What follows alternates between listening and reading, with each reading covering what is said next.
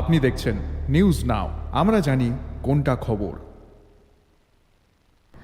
আজ আস্থা ফাউন্ডেশনের পক্ষ থেকে রাখি বন্ধন উৎসবের আয়োজন করা হয়।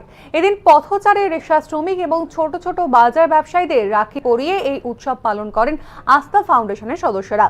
এই বিষয়ে বিশেষ প্রতিক্রিয়া দিয়েছেন আস্থা ফাউন্ডেশনের সেক্রেটারি মিঠু সাহা। যেমনটা আপনাদেরকে জানাচ্ছি যে আস্থা ফাউন্ডেশনের পক্ষ থেকে রাখি বন্ধন উৎসবের আয়োজন করা হয়।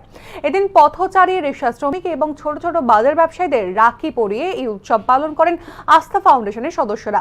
এই বিষয়ে বিশেষ প্রতিক্রিয়া দিয়েছেন আস্থা ফাউন্ডেশনের সেক্রেটারি মিঠু সাহা। তিনি কি বলেছেন শুনবো।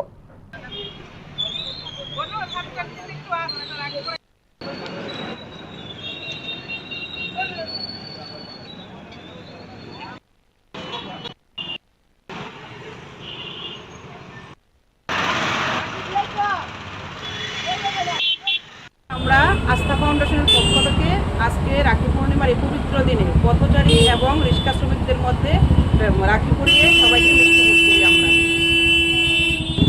আমাদের বিভিন্ন ডিসেবল, যেমন যারা চোখে দেখতে পায় না, হাঁটতে পারে না, তারপরে অনাথ বাচ্চাদের মধ্যে এইসব নিয়ে আমরা কিছু ছোটো ছোটো কাজ করছি আর কি।